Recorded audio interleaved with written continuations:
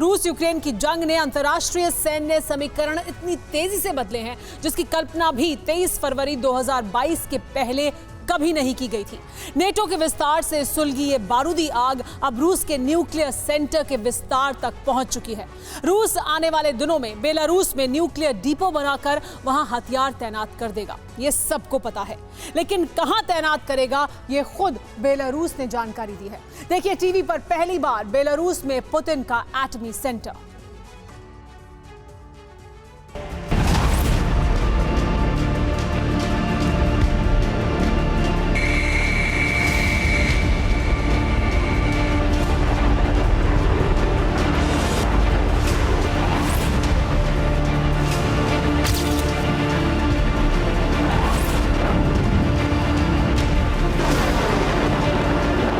रूस का न्यूक mission, NATO US में टेंशन।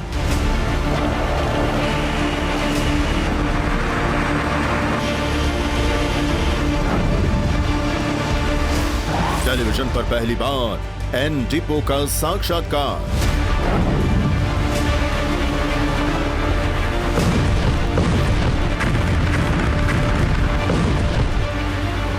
आपने जो सुना वो बिल्कुल सही सुना, और इस वक्त जो आप टीवी स्क्रीन पर देख रहे हैं वो इस कथन की पुष्टि करने वाला है।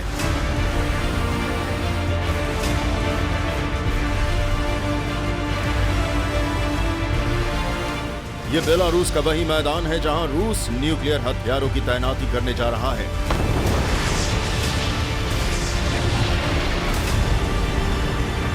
और ये कोई अनुमान या सीक्रेट रिपोर्ट से हुआ खुलासा नहीं है, बल्कि इस जगह पर रूसी न्यूक्लियर हथियारों के डिपो बनाने का ऐलान खुलेआम बेलारूस ने ही किया है।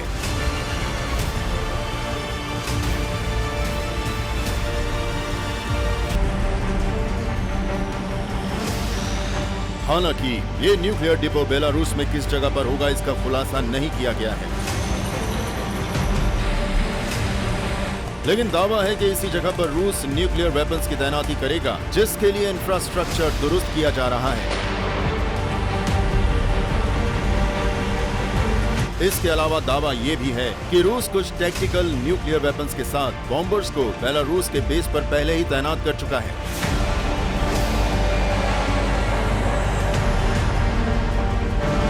लेकिन अब प्लान नेटो के जरिए अमेरिका की दुनिया में बनाए न्यूक्लियर बेस की तरह बेलारूस के इस्तेमाल का है।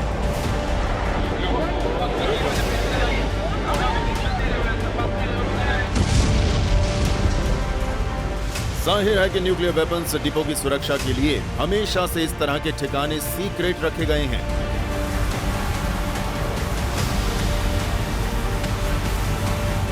लेकिन सूत्र बता रहे हैं कि बेलारूस से जिस जगह का वीडियो जारी हुआ है वो अब दुनिया के सामने है।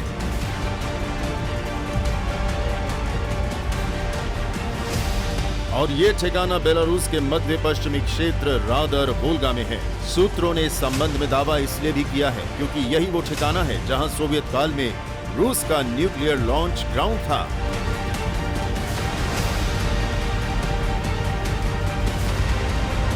यानी रूस ने उसी जगह को न्यूक्लियर वेपन्स की तैनाती के लिए चुना है जहां पहले भी न्यूक्लियर वेपन्स तैनात रहे हैं। और 1961 से लेकर 1994 तक इस ठिकाने के बारे में किसी को भनक तक नहीं लगी थी।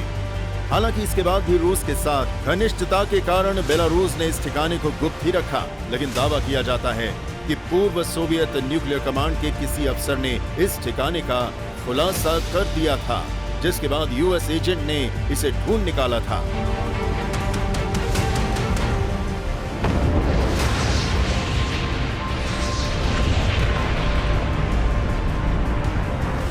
हालांकि ये सिर्फ दावा है, जबकि विशेषज्ञ बताते हैं कि बेलारूस ने जिस न्यूक्लियर बेस का वीडियो जारी किया है वो रादर वोल्गा में नहीं है, बल्कि अल्बसावा या गैनोवका में हो सकता है। और ये इसलिए क्योंकि ये दोनों ही जगह रूस की पश्चिमी सीमा के बेहद करीब हैं। अब सवाल ये उठता है कि सूत्र और विशेषज्ञ सिर्फ 3 ठिकानों तक ही अनुमान क्यों लगा पाए। जवाब है बेलारूस की तरफ से किया गया खुलासा। अब हो सकता है कि ये खुलासा दुश्मनों को भटकाने की रणनीति के तहत किया गया हो या फिर अति उत्साह में हो गया हो। लेकिन बेलारूस से जारी बयान में कहा गया है कि रूस का न्यूक्लियर डिपो बेलारूस में उसी मोबाइल लॉन्च ग्राउंड पर होगा जो 90 के दशक में एक्टिव था।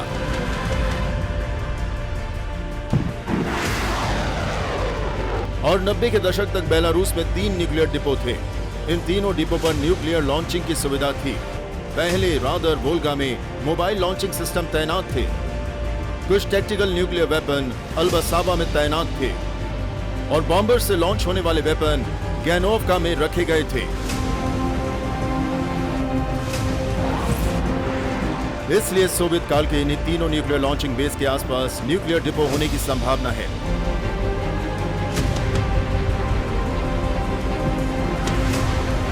इसके साथ ही बेलारूस में पहली पंक्ति के फाइटर जेट और इंटरकॉन्टिनेंटल बैलिस्टिक मिसाइल्स की भी तैनाती होगी। लेकिन सवाल है कि इस तैनाती का असल मकसद आखिर क्या है? मकसद है बेलारूस को रूस के करीबी नेटो सदस्यों के लिए टेरर का केंद्र बनाना।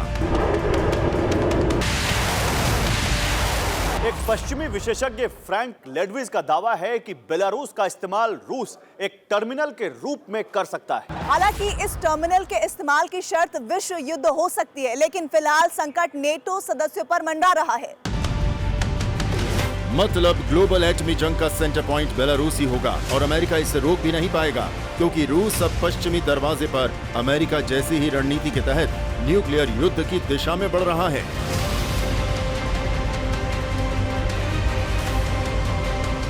यही वजह है कि बेलारूस में न्यूक्लियर इंफ्रास्ट्रक्चर का काम तेज हो गया है। तैनाती के लिए रूस ने न्यूक्लियर हथियारों का चुनाव भी कर लिया है। इसके अलावा बेलारूस में तैनात रूसी बॉम्बर पहले ही न्यूक्लियर वेपन से लैस हैं और बेलारूस भी नेटो बॉर्डर पर रक्षात्मक उपाय में भी लग गया है। अब मुमकिन है कि बेलारूस को एक मॉडल के रूप में तैयार करने के बाद इस मॉडल के तहत ही रूस आने वाले दिनों में और भी देशों तक न्यूक्लियर वेपन्स की तैनाती करे। लेकिन यह तय होगा रूस के टारगेट पर पड़े असर के बाद।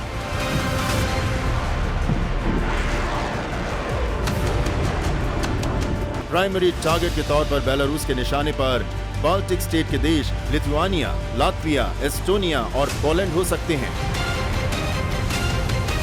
और इसकी आशंका इसलिए ज्यादा है क्योंकि बेलारूस से जारी वीडियो के बाद नेटो सदस्यों में खलबली मची हुई है।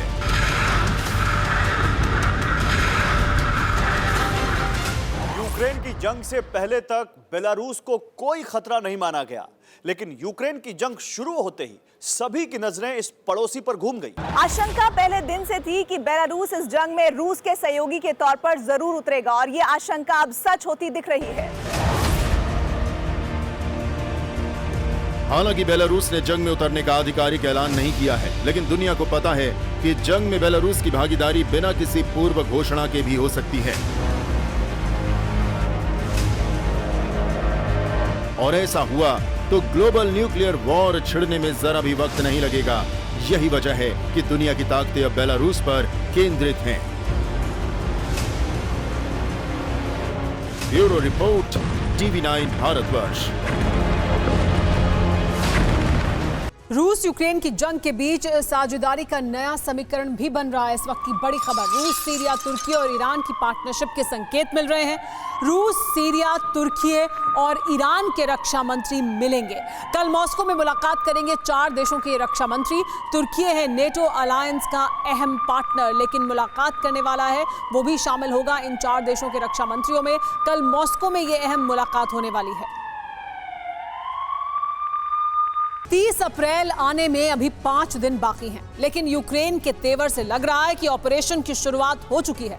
यूक्रेन ने एक बार फिर सेवेस्टोपोल में हमला किया है। हमले से रूस को बहुत ज्यादा नुकसान नहीं हुआ, लेकिन यूक्रेन की प्लानिंग कामयाब होती तो रूस को बहुत बड़ा झटका लगता। सेवेस्टोपोल क्रीमिया में है, इसलिए यह भी जाहिर हो गया है कि ज़ेलेंस्की अब क्रीमिया मिशन की शुरुआत कर चुके हैं। रूस यूक्रेन के इस अटैक का बदला लेने का प्लान तैयार कर ही रहा था कि मॉस्को को करीब से एक ड्रोन का मलबा मिला है। यूक्रेन का यह ड्रोन अपने साथ कई किलो विस्फोटक लेकर उड़ रहा था। इन 2 घटनाओं ने पुतिन को एक बार फिर हैरान कर दिया है, क्योंकि यूक्रेन के ड्रोन ने एक बार फिर तमाम एयर डिफेंस को चकमा दिया है।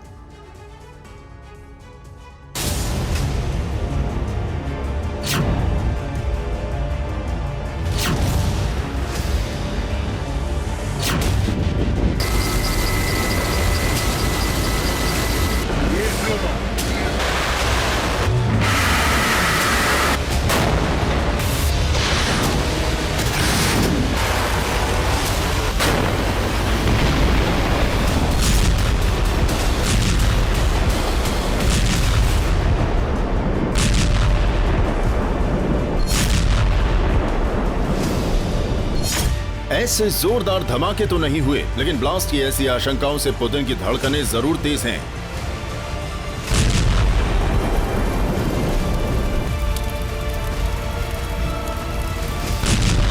ऐसी आग भी नहीं लगी, लेकिन इससे भी भयानक शोलों के उठने का खतरा बढ़ता जा रहा है।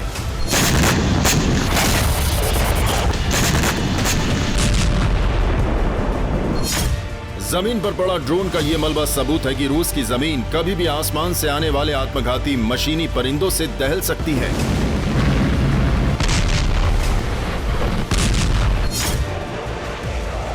वो भी कोई आम शहर नहीं, बल्कि टारगेट रूस की राजधानी हो सकती है, सबसे सुरक्षित इलाका हो सकता है। रूस में ड्रोन का मलबा, हमले का खतरा बढ़ा।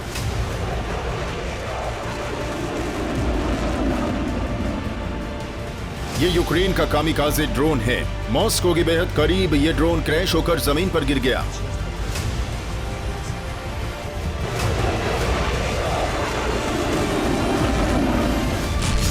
ड्रोन 17 किलो विस्फोटक से लैस था। बोगोरोडस्क में ड्रोन का मलबा मिला। बोगोरोडस्क मॉस्को का बाहरी इलाका है। मलबा यूक्रेन के UJ-22 ड्रोन का है। यूक्रेन ने कुछ महीने पहले UJ-22 सीरीज के ड्रोन को तैयार किया है। माना जा रहा है कि ईंधन खत्म होने की वजह से ड्रोन क्रैश हो गया।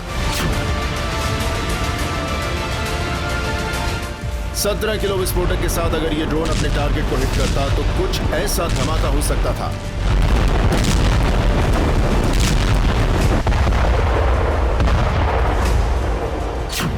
रिपोर्ट्स के मुताबिक यूक्रेन का यह ड्रोन C4 प्लास्टिक विस्फोटक का इस्तेमाल करता है, जिससे किसी बड़ी इमारत को तबाह किया जा सकता है।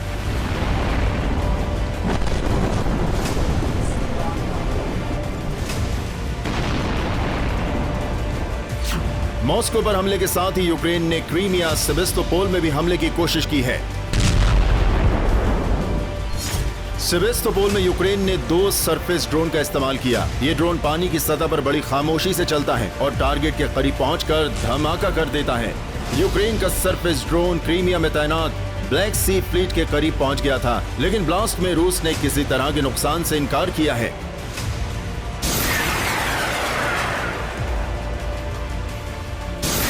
रशियन रिपोर्ट्स के मुताबिक रूस की नेवी ने ड्रोन को नष्ट कर दिया, जबकि दूसरे सरफेस ड्रोन में खुद धमाका हुआ। दोनों ड्रोन किसी युद्धपोत के करीब या पोर्ट के करीब नहीं पहुंच सके और हमला नाकाम हो गया।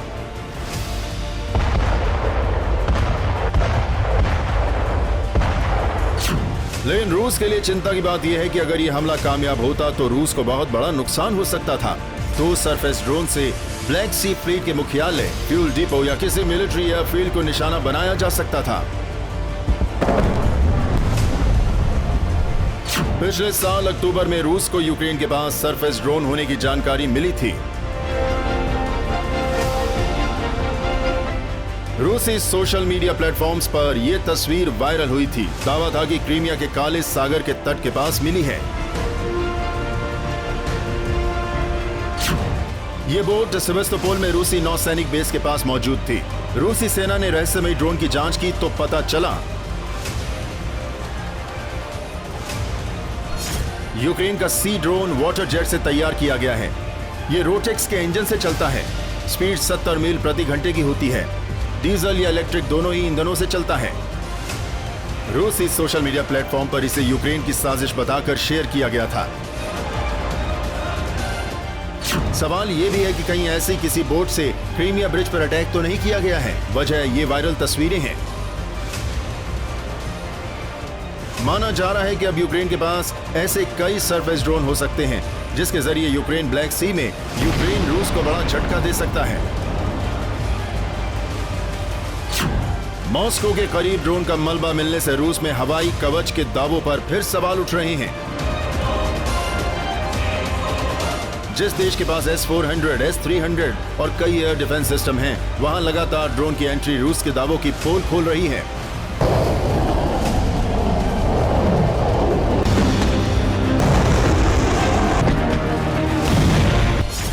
क्रेमलिन से सिर्फ 43 किलोमीटर दूर यूक्रेन के ड्रोन का मलबा।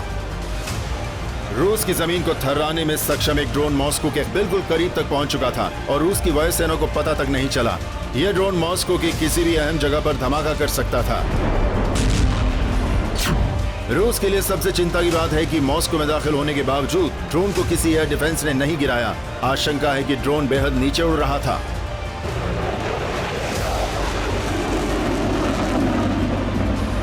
जांच में साबित हो चुका है कि ड्रोन यूक्रेन का है। यूक्रेन के इस ड्रोन का नाम UJ-22 बॉम्ब है। ड्रोन 800 किलोमीटर दूर तक जाकर हमला करने में सक्षम है। UJ-22 यूक्रेन का एक सर्विलांस ड्रोन था, लेकिन अब UJ-22 में विस्फोटक लगाकर इसे UJ-31 का नाम दिया गया है। रूस जिसे UJ-22 बता रहा है, असल में वो यूक्रेन का UJ-31 है, जिसे युद्ध काल में ही डेवलप किया गया है। कुछ रिपोर्ट्स में इस बात का खुलासा किया गया है कि ब्रिटेन से मिले खास विस्फोटक की मदद से इसे कामिकाज़े ड्रोन के तौर पर डेवलप किया गया है।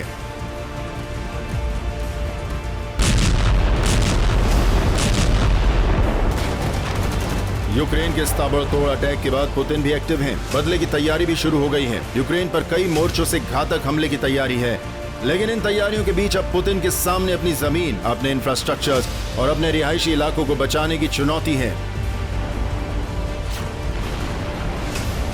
यूक्रेन रूस के एयर डिफेंस को चुनौती दे रहा है और वहीं यूक्रेन में अब पैट्रियट की तैनाती शुरू हो गई है। अलग अलग लोकेशन पर इसकी तैनाती की गई है और अब रूस के लिए यूक्रेन पर मिसाइल या हवाई हमले करना और मुश्किल हो गया है। रूस पर दबाव बनाने के लिए यूक्रेन की सेना ने नीपर नदी को पार कर लिया है। पुतिन की सेना के लिए बड़ी चुनौती है, क्योंकि युद्ध शुरू होने के बाद पहली बार यूक्रेन की आर्मी ने नीपर को पार किया है। यूक्रेन कई महीनों से तैयारी कर रहा था। नीपर नदी को पार करने के बाद अब यूक्रेन के सैनिक रूस के कब्जे वाले इलाकों पर हमला कर सकते हैं।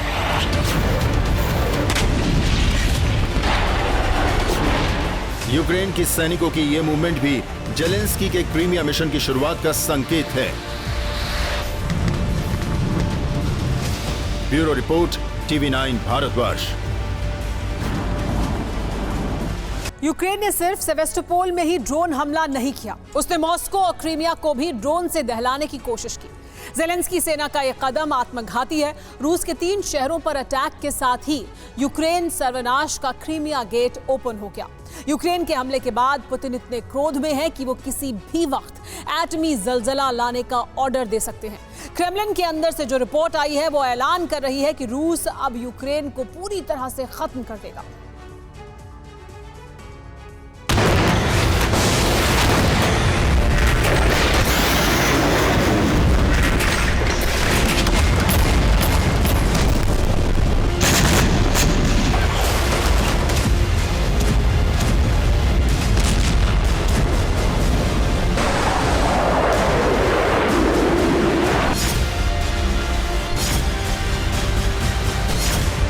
सेवेस्टोपोल में ड्रोन अटैक।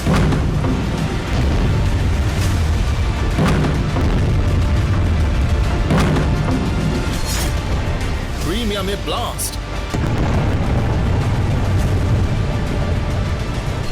मॉस्को के पास ड्रोन अटैक।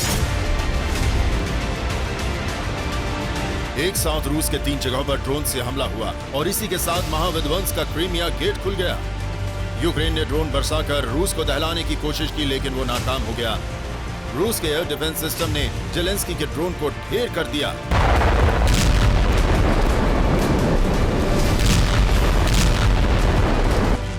जिस वक्त यूक्रेन का हमला नाकाम हुआ, उसी वक्त ऐलान हो गया कि अब पुतिन एटमी बदला लेंगे।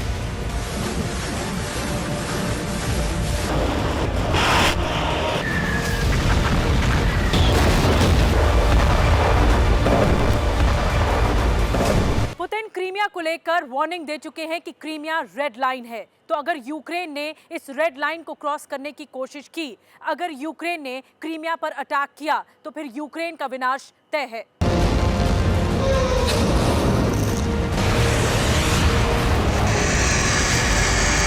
महाविनाश की धमकी सिर्फ पुतिन ही नहीं बल्कि रूस के विदेश और रक्षा मंत्री भी दे चुके हैं, लेकिन इस वार्निंग का असर जेलेंस्की पर नहीं पड़ा।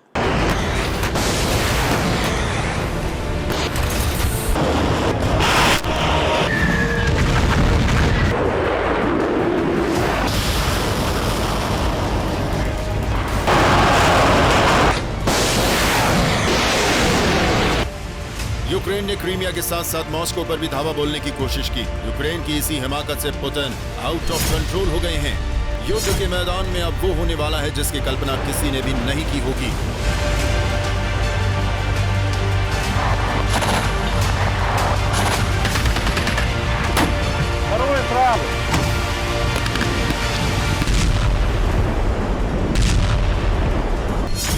अप्रैल 2023 ये वो तारीख है जब यूक्रेन काउंटर ऑफेंसिव लॉन्च करने वाला है। सवाल ये है कि क्या यूक्रेन का ऑपरेशन विध्वंस शुरू हो चुका है। ये सवाल इसलिए क्योंकि 24 घंटे के अंदर यूक्रेनी फोर्स ने रूस के 3 इलाकों को ड्रोन से टारगेट करने की कोशिश की, स्वेतोपोल, क्रीमिया और मॉस्को।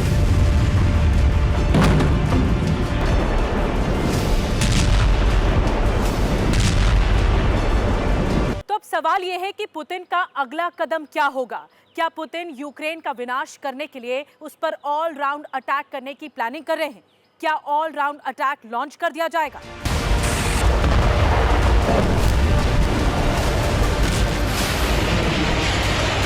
क्रीमिया रूस का आन बान और शान है। यूक्रेन ने क्रीमिया को तबाह करने की कोशिश की है। इससे पुतिन का क्रोध 7वें आसमान पर पहुंच गया है। अब वो न्यूक्लियर वॉर करने वाले हैं, वो वॉर जिसमें यूक्रेन का संपूर्ण संहार हो जाएगा।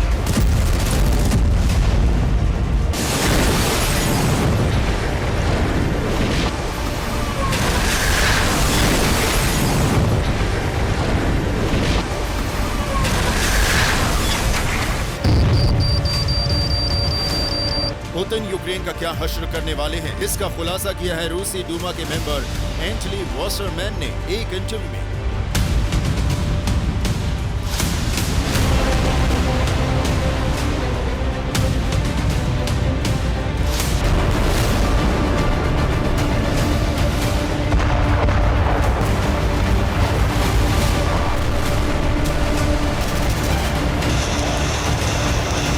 यूक्रेन का खात्मा इसलिए तय है क्योंकि इस वक्त जेलेंस्की सेना सबसे बड़े संकट से गुजर रही है। यूक्रेनी फोर्स के पास ना हथियार है ना ही सैनिक। नेटो के घातक हथियार अभी वॉर जोन में पहुंचे नहीं हैं। इसके बावजूद यूक्रेन ने काउंटर ऑफेंसिव लॉन्च कर दिया है। ड्रोन दागकर रूस की जमीन को खून से लाल करने की साजिश हो रही है। ये वही ड्रोन साजिश है जिसने पुतिन को क्रोध से भर दिया है। अब वो वक्त दूर नहीं जब पुतिन यूक्रेन विध्वंस का बटन दबा दे।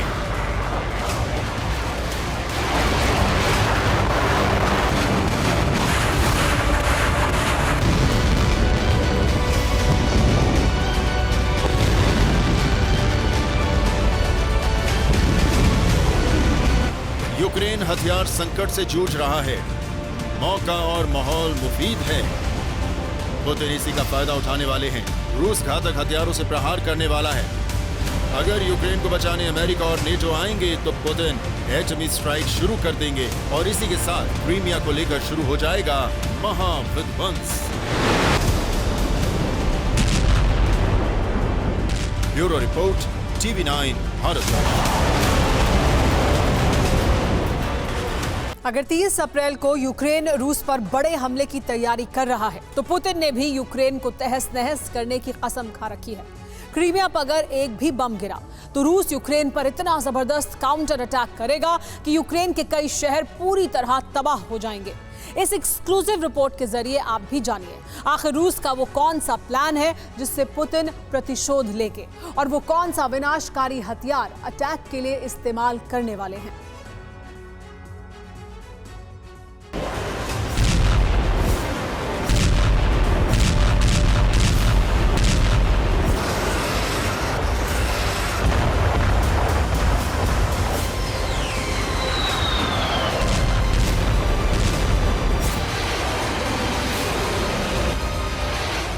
नक्शे से मिट जाएगा कीव।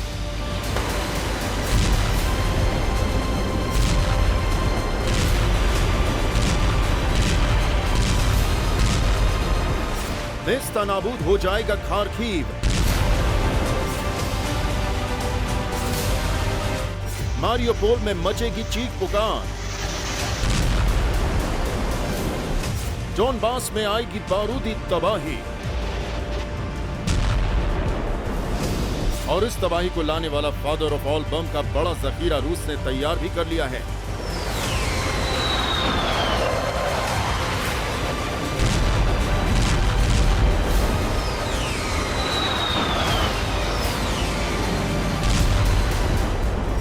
पुतिन ने अमेरिका के मंसूबे को रौंदने का एक जबरदस्त प्लान किया है, जिसमें वो अटैक यूक्रेन पर करेगा और चिल्लाएगा अमेरिका। नेटो के वो तमाम देश रूस को अभी तक कमतर आंक कर चल रहे थे, इसलिए नेटो ने स्वीडन को नेटो मेंबरशिप देने का फैसला कर लिया।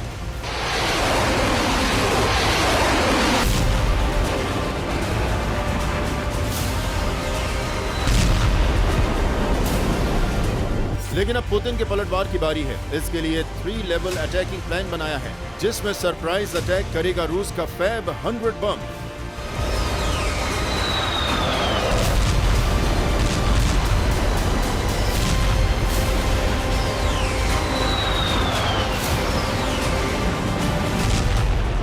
पहले 3 लेवल अटैकिंग प्लान समझिए, फिर बताएंगे क्यों रूस फैब 100 बम पर सबसे ज्यादा भरोसा दिखा रहा है।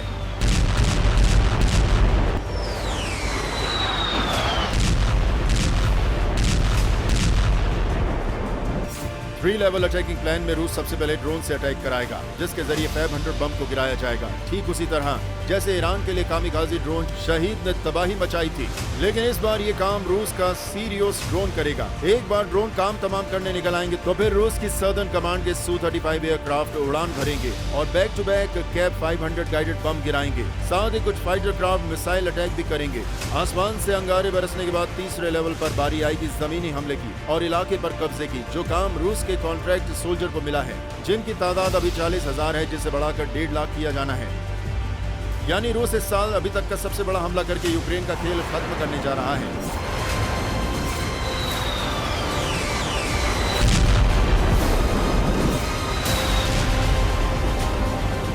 यही वजह है रूस ने बड़े पैमाने पर हथियार बनाने का काम शुरू कर दिया है। इसका खुलासा दिमित्री रोगोजिन ने किया है, जो रूस की रोसकॉसमोस के चीफ रह चुके हैं। अभी वो ज़ार्स वुल्स को लीड कर रहे हैं। ये मिलिट्री एक्सपर्ट की एक टीम है जो आर्मी को टेक्निकल असिस्टेंस प्रोवाइड कराती है।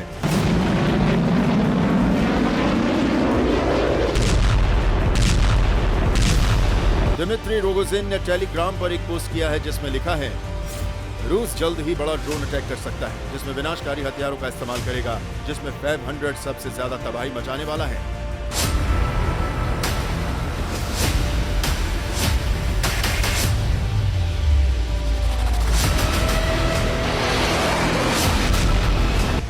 जिस सीरियस ड्रोन के जरिए अटैक की तैयारी रूस कर रहा है, उसका वजन करीब 2.5 टन है और करीब 450 किलो के हथियार अपने साथ ले जा सकता है। ये हवा में करीब 20 घंटे तक 23,000 फीट की ऊंचाई पर रहकर बमबारी कर सकता है। यानी एक ड्रोन करीब 5 फैब 100 बम लेकर दुश्मन के खेमे में तबाही मचा सकता है, जो कई दफा कैब 500 बम से भी विध्वंसकारी साबित हुआ है। जबकि अभी तक कैब 500 जहां जहां गिराया गया, वहां वहां बारूदी बवंडर आ चुका है।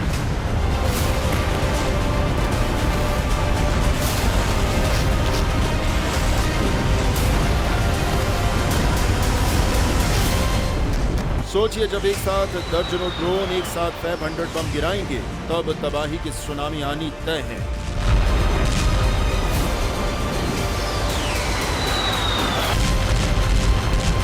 Bureau report, TV9 Bharatvarsh. रूस यूक्रेन युद्ध को 425 दिन हो चुके हैं। रूस और यूक्रेन के बीच सेकेंड फेज की वॉर शुरू हो गई है। रूस और यूक्रेन दोनों एक दूसरे को खत्म कर देने के लिए विध्वंसक हमला कर रहे हैं। सवाल यह है कि वॉर जोन में इस वक्त किसे लीड हासिल है। पिछले 24 घंटे में वॉर ग्राउंड पर क्या हुआ, महायुद्ध की सबसे क्लियर पिक्चर दिखा रही है हमारी video war report.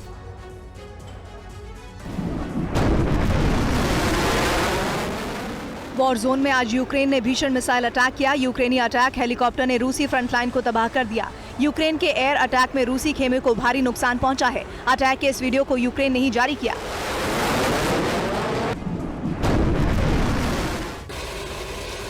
War ground पर रूस का S-300 गर्जना कर रहा है। S-300 यूक्रेन के मिसाइल हमलों को इस तरह से रोक रहा है। यूक्रेन ने रूसी फौज के पोजीशन को तबाह करने की कोशिश की, लेकिन S-300 ने यूक्रेन के एयर स्ट्राइक को नाकाम कर दिया।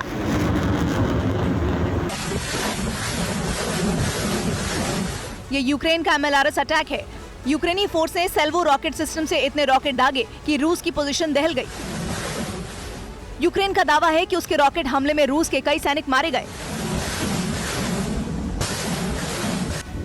डोनेस्क में रूस ने स्कंदर मिसाइल से बड़ा भीषण प्रहार किया। रूस का दावा है कि अटैक में 60 जॉर्जियाई सैनिक मारे गए। हमले में 15 मिलिट्री व्हीकल भी तबाह हो गए।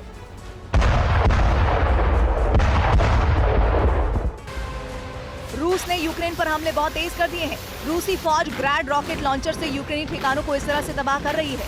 रूसी डिफेंस ने दावा किया कि उसके ग्रैड अटैक में यूक्रेन के कई जवान ढेर हो गए।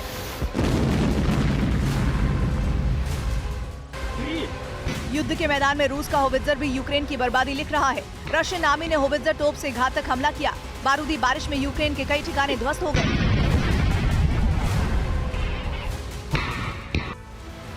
यूक्रेन ने ड्रोन हमले तेज कर दिए हैं। आसमान से यूक्रेन का ड्रोन गिरा तो जमीन पर रूसी ठिकाने तहस नहस हो गए।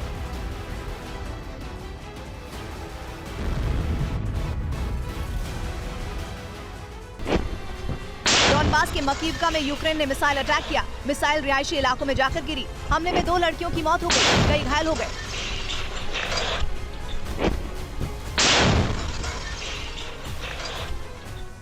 पुतिन के हवाई हत्यारे से सुपर पावर क्यों डर गया है? क्या यूक्रेन वॉर में रूस अब उस ब्रह्मास्त्र का इस्तेमाल करने जा रहा है जिसका तोड़ अमेरिका के पास भी नहीं है? यूक्रेन युद्ध के खात्मे का प्लान पुतिन ने तैयार कर लिया है। पुतिन अब यूक्रेन में मानव रहित किलर यानी अनमैन्ड एयरशिप तैनात कर सकते हैं। कहा जा रहा है कि यह इतना घातक है कि इसके हमले को सुपर पावर अमेरिका भी नहीं रोक सकता। तो क्या अब अगले कुछ दिनों में यूक्रेन के लिए वॉर का आखिरी चैप्टर ही बाकी रह गया है?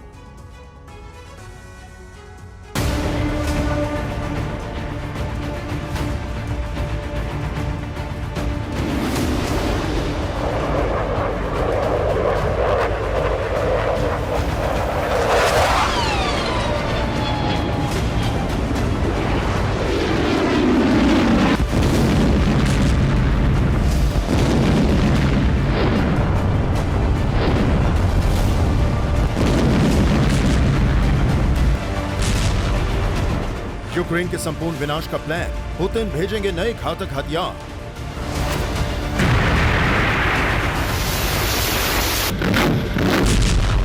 यूक्रेन की तबाही का विप, रूस रेडी करेगा अनमैन्ड एयरशिप। सुपर पावर भी नहीं रोक पाएगा अटैक। पुतिन करेंगे वॉर हाईजैक।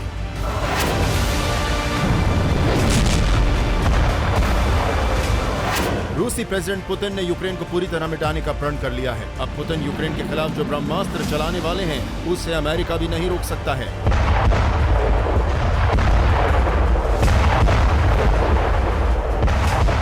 पुतिन यूक्रेन के साथ युद्ध को निर्णायक रूप से खत्म करने के लिए अनमैन्ड एयरशिप वॉर रेडी कर सकते हैं। इस बात की तरफ इशारा एक रूसी डिफेंस एक्सपर्ट ने किया है। एरोनॉटिक्स बुलेटिन पत्रिका के प्रधान संपादक और रूसी वैमानिकी आयोग की मॉस्को शाखा के कार्यवाहक प्रमुख सर्गेई बेंडिन ने कहा कि रूस युद्ध में एरोस्टेटस का इस्तेमाल कर सकता है।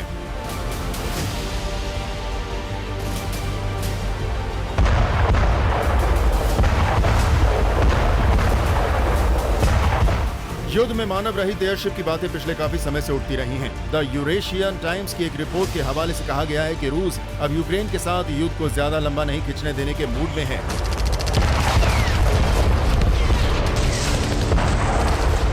पुतिन जल्द से जल्द यूक्रेन को पूरी तरह नेस्तनाबूद कर देना चाहते हैं।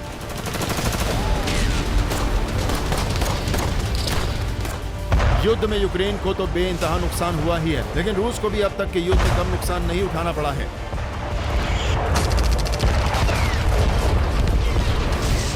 ऐसे में पुतिन अब अपने कम से कम सैनिकों की जान को दांव पर लगाना चाहते हैं। इसलिए रूसी एक्सपर्ट्स मानते हैं कि पुतिन अब जंग में अनमैन्ड वॉरशिप को तैनात करना चाहते हैं।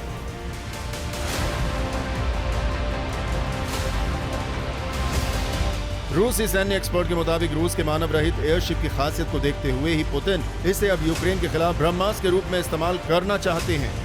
एरोस्टेटस के बारे में कहा जाता है कि ये स्थायी हवाई रडार और निगरानी कवरेज प्रदान कर सकते हैं। इसे संयुक्त वायु रक्षा नेटवर्क का हिस्सा बनाया जा सकता है।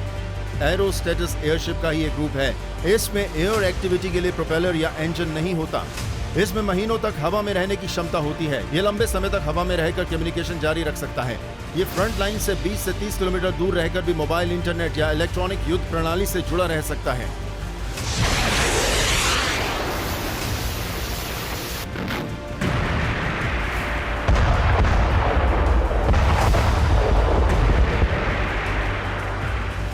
मानव रहित एयरशिप को स्वचालित तरीके से कंट्रोल करके निश्चित दिशा में ले जाया जा सकता है। रूसी सैन्य एक्सपर्ट्स के मुताबिक शक्तिशाली मानव रहित एयरशिप एक हफ्ते के लिए हवा में मंडरा सकती है।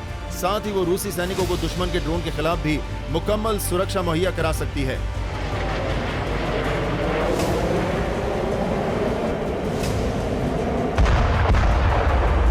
रूसी मानव रहित एयरशिप की यूक्रेन में संभावित तैनाती की खबरों से अमेरिका में भी हलचल है। एक रिपोर्ट के हवाले से रूसी मीडिया ने दावा किया कि रूस के मानव रहित हवाई पोत की तैनाती का पता लगाने में अमेरिका भी विफल रहा है। अमेरिका लगातार यूक्रेन का साथ दे रहा है और उसे आए दिन आधुनिक हथियार मुहैया करा रहा है, जिसके दम पर यूक्रेन ने अभी तक रूस के आगे हथियार नहीं डाले हैं। इस महीने यूनाइटेड स्टेट्स नेवल इंस्टीट्यूट यानी USNI की तरफ से अमेरिकी सेना के joint land attack cruise missile defence elevated netted sensor system के बारे में दावा किया गया था। अमेरिकी रिपोर्ट में दावा किया गया था कि हीलियम से भरे ये एरोस्टेट बड़ी दूर से नियंत्रित होते हैं। ये एरोस्टेट अत्याधुनिक सेंसर प्लेटफॉर्म को 6000 फीट से ऊपर की ऊंचाई तक ले जाते हैं। ये हथियारों के लिए लंबी दूरी के टारगेट वाले डेटा का संचार भी कर सकते हैं।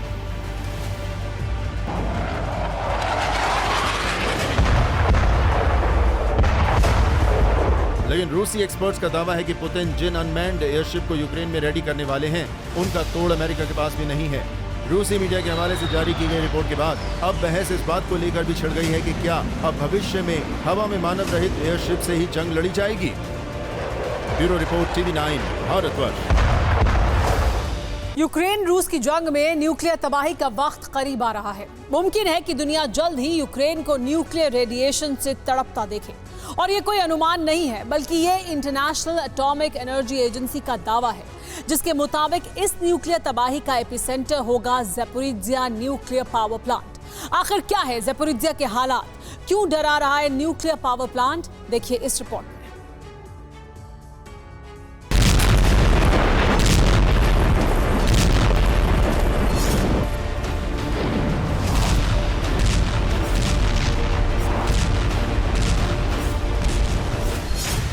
रूस से उठा इन बवंडर, विनाश के बादल यूक्रेन पर।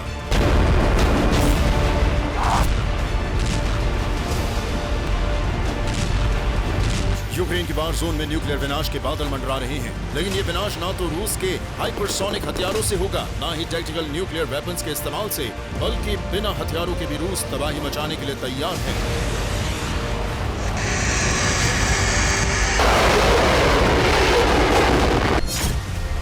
तो क्या रूस फादर ऑफ ऑल बम गिराएगा? क्या रूस अपने बम से यूक्रेन की ऑक्सीजन सोख लेगा? या फिर क्या रूस का कोई सहयोगी न्यूक्लियर हमला करने जा रहा है? ये सवाल उठना लाजमी है, क्योंकि रूस की स्ट्रेटेजी में बिना हथियार इस्तेमाल किए न्यूक्लियर अटैक की तैयारी शामिल है। और आपको ये जानकर ज्यादा हैरानी होगी कि ना तो रूस फादर ऑफ ऑल बम का इस्तेमाल करने जा रहा है, ना ही किसी अलायंस पार्टनर के न्यूक्लियर बम का इस्तेमाल करने जा रहा है, बल्कि रूस ये तबाही मचाने जा रहा है ज़ैपोरिज़िया न्यूक्लियर प्लांट से।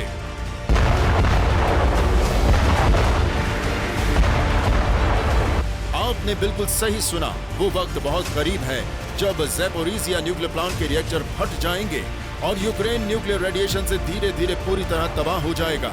ना तो ये आकलन है, ना ही विशेषज्ञों का विश्लेषण, बल्कि रूस ने ज़ैपोरिज़िया न्यूक्लियर पावर प्लांट को तबाह करने की दिशा में कदम उठा दिए हैं।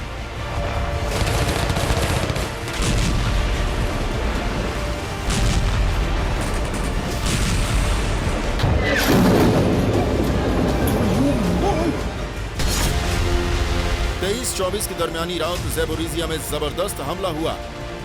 इस हमले में ज़ैपोरिज़िया पावर प्लांट के पास जबरदस्त धमाका हुआ। इस धमाके से ज़ैपोरिज़िया न्यूक्लियर पावर प्लांट पर खतरा मंडराने लगा। बावजूद इसके पिछले 3 हफ्ते जारी इस जंग को ज़ैपोरिज़िया में नहीं रोका गया। यानी ना पुतिन मान रहे हैं, ना ही ज़ैपोरिज़िया को लेकर होने वाले नुकसान का आकलन ज़ेलेंस्की कर पा रहे हैं। और वो भी तब जब ज़ैपोरिज़िया न्यूक्लियर पावर प्लांट के हालातों पर इंटरनेशनल एटॉमिक एनर्जी एजेंसी के डायरेक्टर चेतावनी जारी कर चुके हैं। IAEA के डायरेक्टर राफेल ग्राजी ने ज़ैपोरिज़िया प्लांट से सैन्य कार्रवाई को लेकर आगाह किया है। इसके अलावा उन्होंने ज़ैपोरिज़िया न्यूक्लियर प्लांट की हालत बेहद गंभीर बताई है। सैन्य तैनाती और पावर ग्रिड से प्लांट का कटना बड़ा संकट माना गया है। दावा है कि कूलिंग सिस्टम ठप पड़ने से रिएक्टर में ब्लास्ट का खतरा बढ़ गया है।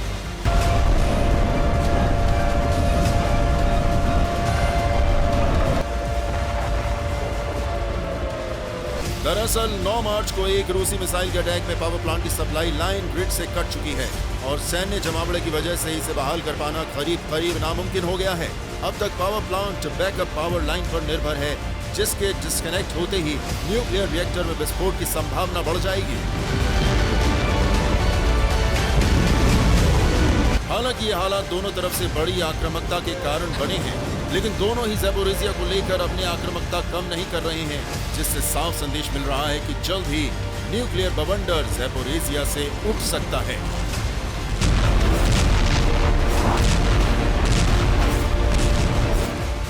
Bureau report, TV9, Bharatvarsh. युद्ध में नरसंहार करने के लिए बदनाम वैगनर फोर्स ने अब खून बहाने का खुला ऐलान कर दिया है। वैगनर चीफ ने कहा है कि अब वॉर जोन में दुश्मन की गिरफ्तारी नहीं होगी। अब वैगनर फोर्स दुश्मन का सफाया करेगी। युद्ध नियमों के तहत सरेंडर करने वाले सैनिकों की गिरफ्तारी की जाती है, लेकिन अब रूस को युद्ध बंदी मंजूर नहीं है। इसलिए वैगनर लड़ाकों के लिए फरमान जारी हुआ है कि यूक्रेन के सैनिकों का अब अंत सिर्फ मौत है। वैगनर फोर्स के खूंखार लड़ाके बाखमुत में कई महीने से नरसंहार कर रहे हैं। अब वैगनर चीफ के ऐलान के बाद बाखमुत में निर्ममता की हदें पार हो सकती हैं।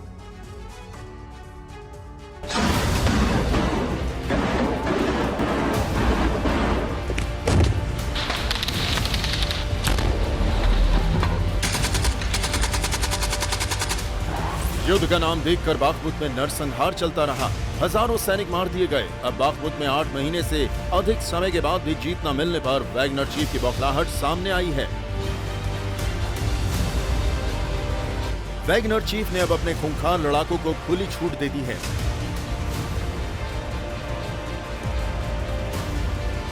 अब बाखमुत या जहां भी जल्लादों की फौज होगी, वो सिर्फ खून बहाएगी।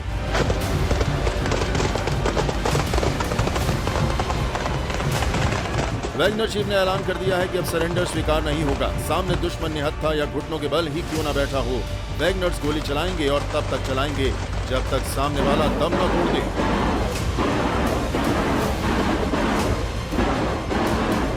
वैगनर चीफ ने ऐलान कर दिया है कि अब एक भी सैनिक गिरफ्तार नहीं किया जाएगा। रूस को अब एक भी युद्धबंदी मंजूर नहीं है। दुश्मनों का अंत अब सिर्फ मौत देकर किया जाएगा।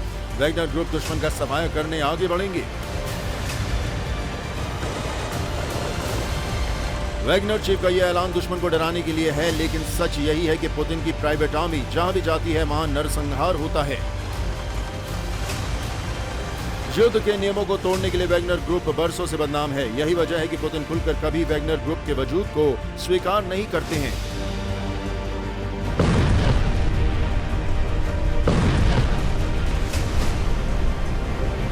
यूक्रेन युद्ध के दौरान भाड़े पर लड़ने वाला ये ग्रुप और खतरनाक हो चुका है, क्योंकि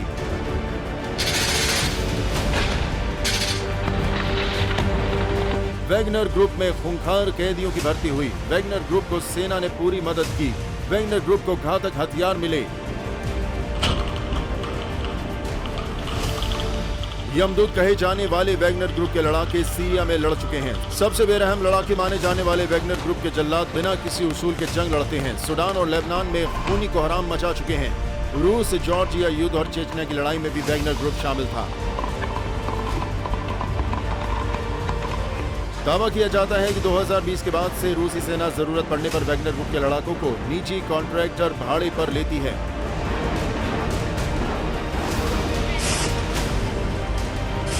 यूक्रेन के युद्ध में भी वैगनर्स का इस्तेमाल हो रहा है।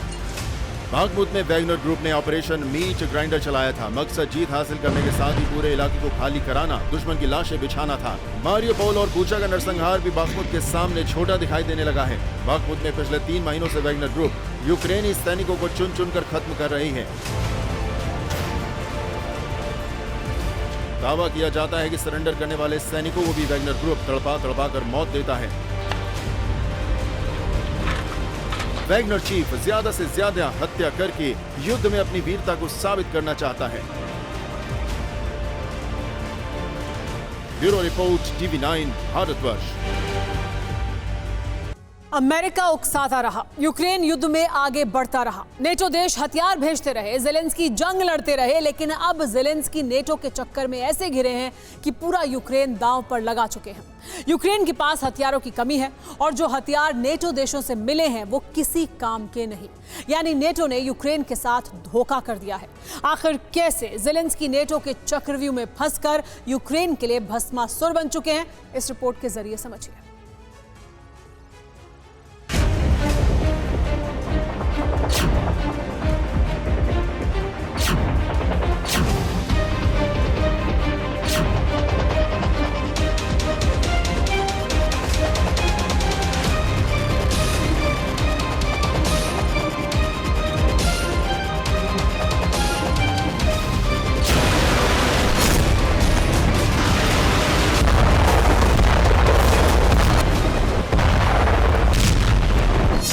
जिन हथियारों के दम पर जेलेंस्की ताव दिखा रहे थे, वो हथियार ही अब यूक्रेन की तबाही का फरमान लेकर आए हैं।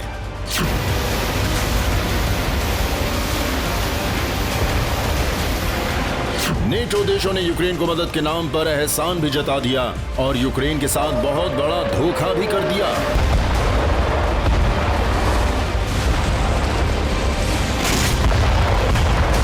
अब यूक्रेन उस हालत में जा पहुंचा है, एक तरफ खाई तो दूसरी तरफ कुआं, यानी दोनों तरफ यूक्रेन की बर्बादी तय है।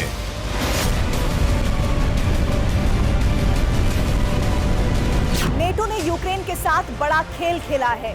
नेटो ने वो हथियार यूक्रेन को दिए जो खराब हो चुके थे। किसी में जंग लगी है, किसी का इंजन खराब है, किसी के फ्यूल टैंक में छेद है और कोई डर रहा है कि गोले दागते वक्त कहीं टारगेट से पहले ही फट न जाए। अब यूक्रेन रूस से कैसे लड़ेगा? अब सवाल ये उठ रहा है कि आखिर जेलेंस्की किसके आगे रोना रोएं, क्योंकि नेटो देश कभी इसे मानेंगे नहीं कि उन्होंने पुराने हथियार यूक्रेन को भेजे हैं। अमेरिका नेटो का बॉस है, इसलिए वो हमेशा नेटो का ही पक्ष लेगा, जबकि यूक्रेन 30 अप्रैल को रूस के कब्जे वाले इलाकों में एक बड़े अटैक की तैयारी कर रहा था। इसका खुलासा खुद अमेरिकी इंटेलिजेंस की रिपोर्ट से हो चुका है। इसका पता रूस को भी लग चुका है। ऐसे में रूस अब इतना जबरदस्त पलटवार करेगा कि यूक्रेन बारूद के बवंडर में कांप जाएगा।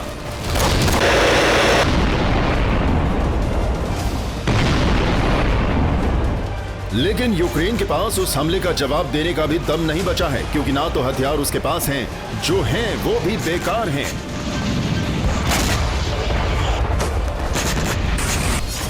क्योंकि पोलैंड ने यूक्रेन को पुराने MiG-29 सप्लाई किए थे। इसी तरह से स्लोवाकिया ने भी ऐसे फाइटर जेट भेजे जिनमें कई स्पेयर पार्ट्स मौजूद नहीं थे। जर्मनी और दूसरे देशों से मिले लेपर्ड टैंक से फायरिंग में दिक्कत आ रही है, जबकि यूक्रेन पहले ही एयर डिफेंस सिस्टम की कमी से जूझ रहा है।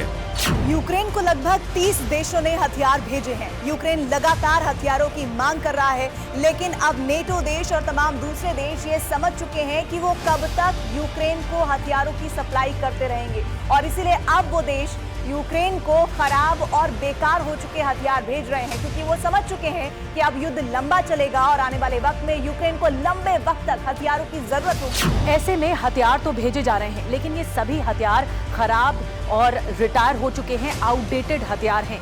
ऐसे में ये मैसेज रूस को न मिल जाए कि नेटो मदद करने को तैयार नहीं।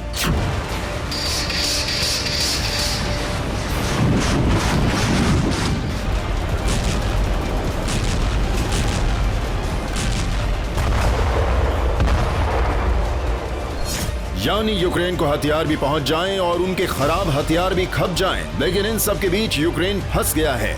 वो इस बारे में किसी को बता भी नहीं सकता, इसलिए वो बार बार नेटो से हथियारों की डिमांड कर रहा है, जिससे कम से कम रूस के सामने ये जता सके कि उसके पास काफी तादाद में हथियार हैं।